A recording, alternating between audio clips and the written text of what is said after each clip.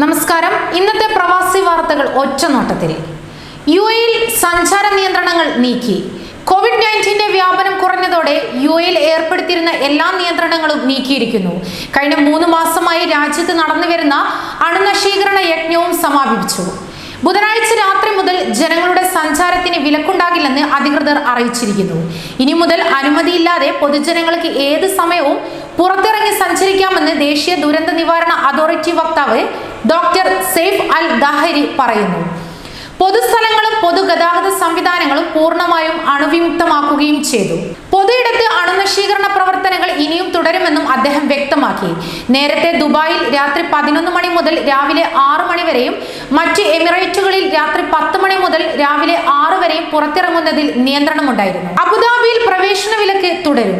അബുദാബിയിൽ പ്രവേശനത്തിന് ഏർപ്പെടുത്തിയിട്ടുള്ള പ്രത്യേക നിയന്ത്രണങ്ങൾ തുടരുമെന്ന് അബുദാബി മീഡിയ ഓഫീസ് അറിയിച്ചിരിക്കുന്നു. എമിറേറ്റിനുള്ളിൽ സ്വതന്ത്രമായി സഞ്ചരിക്കാം. അബുദാബിയിൽ നിന്ന് പുറത്തു പോകാനും പ്രത്യേക അനുമതി വേണ്ട. എന്നാൽ എമിറേറ്റിൽ പ്രവേശിക്കുന്നതിനുള്ള നിയന്ത്രണം തുടരും. നേരത്തെ ഇളവ് അനുവദിച്ചിരുന്ന വിഭാഗങ്ങൾക്ക് മാത്രമായിരിക്കും തുടർന്നും ഇളവ് ലഭിക്കുക. ഷോപ്പിംഗ് മാളുകളിൽ കുട്ടികൾക്കും പ്രവേശിക്കാം. യുഎഇയിൽ ഉടനീളം 12 വയസ്സിൽ താഴെയുള്ള കുട്ടികൾക്കും പ്രായമായവർക്കും ഇനി ഷോപ്പിംഗ് മാളുകളിലും ഭക്ഷണശാലകളിലും പ്രവേശിക്കാം. ഷോപ്പിംഗ് മാളുകൾ, മറ്റ് വാണിജ്യ സ്ഥാപനങ്ങൾ എന്നിവയും സാധാരണ പ്രവർത്തന സമയങ്ങളിലേക്ക് മടങ്ങി വരുന്നു. അതേസമയം കാറുകളിൽ പരമാവധി 3 പേർ മാത്രമെന്ന നിബന്ധന തുടരും. ഇതിന് ഒരേ കുടുംബത്തിലെ അംഗങ്ങൾക്കും ഇളവുണ്ട്. കാറിൽ ഒന്നിൽ കൂടുതൽ ആളുകളുണ്ടെങ്കിൽ എല്ലാവരും മാസ്ക് ധരിക്കണം. ആൾക്കൂട്ടങ്ങൾ പരമാവധി ഒഴിവാക്കണമെന്നും മുഖാവരണം, കയ്യുറകൾ എന്നിവ ധരിക്കണമെന്നും സാമൂഹ്യ അകലം പാലിക്കണമെന്നും അധികൃതർ അറിയിച്ചിരിക്കുന്നു. മെട്രോ സമയങ്ങളിൽ മാറ്റം.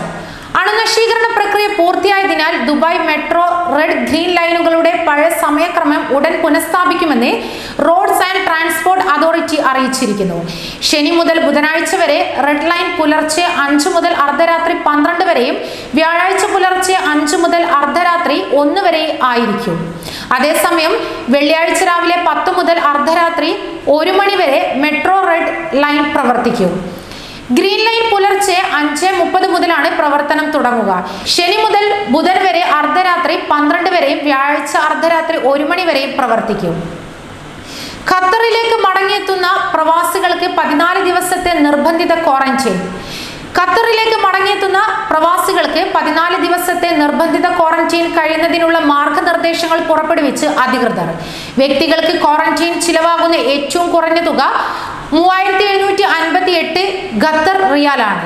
പുറത്തുനിന്ന് ഖത്തറിലേക്ക് വരുന്നവർ സ്വന്തം ചിലവിൽ ഹോട്ടലുകൾ ബുക്ക് ചെയ്യുകയും 14 ദിവസം ക്വാറന്റൈനിൽ കഴിയുകയും ചെയ്യണമെന്ന് അധികൃതർ നേരത്തെ തന്നെ അറിയിച്ചിരുന്നു.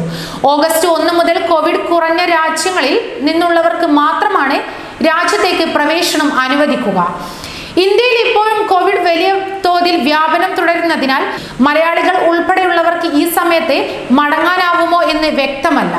കുവൈറ്റിൽ കോവിഡ് ബാധിതരുടെ എണ്ണം കൂടുന്നു. 909 പുതിയ രോഗികൾ കൂടി, 2 മരണം. കുവൈറ്റിൽ കൊറോണ രോഗബാധിതരുടെ എണ്ണം വർദ്ധിക്കുന്നു. 909 പേർക്കാണ് വ്യാഴാഴ്ച പുതുതായി കൊറോണ രോഗം സ്ഥിരീകരിച്ചത്. ജഹ്റയിലും ഫർവാനിയിലുമാണ് ഏറ്റവും കൂടുതൽ രോഗബാധിതർ. 243 പേർ വീതമാണ്. രോഗം ബാധിച്ച് ഇന്ന് 2 പേർ മരിക്കുകയും ചെയ്തു. ഇതോടെ മരണപ്പെട്ടവരുടെ ആകെ എണ്ണം 339 ആയിരിക്കുന്നു. അതേസമയം തന്നെ രാജ്യത്ത് ഇതുവരെ 42,788 പേർക്ക് കൊറോണ രോഗബാധ സ്ഥിരീകരിച്ചതിൽ 33,367 പേർ രോഗമുക്തരായിരിക്കുന്നു.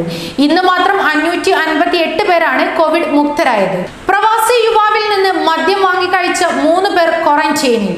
വിദേശത്ത് നിന്നെത്തിയ യുവാവിൽ നിന്ന് 3 പേർ ക്വാറന്റൈനിൽ.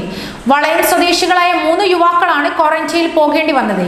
കഴിഞ്ഞ ദിവസമാണ് വിദേശത്ത് നിന്ന് വളയം സ്വദേശിയായ യുവാവ് നാട്ടിലെത്തിയത്. വിവരമറിഞ്ഞ് സുഹൃത്തുക്കളായ 3 പേർ യുവാവിനെ വിളിച്ച് ഗൾഫിൽ നിന്ന് കൊണ്ടുവന്ന മദ്യം ആവശ്യപ്പെടുകയായിരുന്നു. യുവാവ് മദ്യം നൽകാൻ തയ്യാറായതോടെ ഇവർ വീട്ടിലെത്തി മദ്യം വാങ്ങി മറ്റൊരു സ്ഥലത്ത് വെച്ച് കഴിക്കുകയായിരുന്നു. ഒമാനിൽ ഓൺലൈൻ ഡെലിവറി രംഗത്ത് സ്വദേശവൽക്കരണം. ഒമാനിൽ ഓൺലൈൻ ഡെലിവറി രംഗത്ത് സ്വദേശവൽക്കരണം നടപ്പാക്കാൻ പദ്ധതി. കഴിഞ്ഞ ദിവസം നടന്ന ഒമാൻ സുപ്രീം കമ്മിറ്റിയുടെ വാർത്താ സമ്മേളനത്തിൽ വെച്ച് ഗതാഗത മന്ത്രി ഡോക്ടർ അഹമ്മദ് അൽ ഫുതൈസിയാണ് ഇക്കാര്യം അറിയിച്ചത്.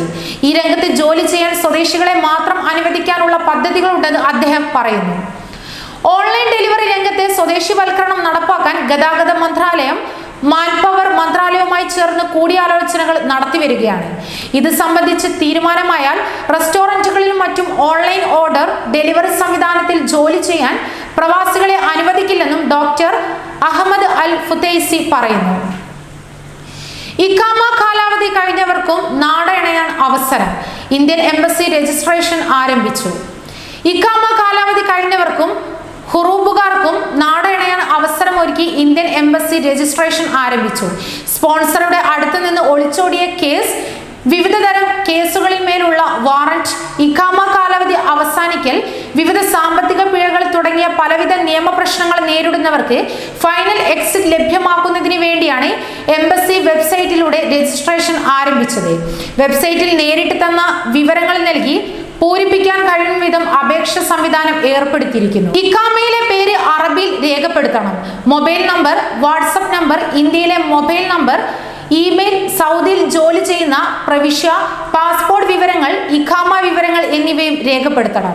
കൂടുതൽ പ്രവാസി വാർത്തകൾക്കായി ഈ ചാനൽ സബ്സ്ക്രൈബ് ചെയ്യുക.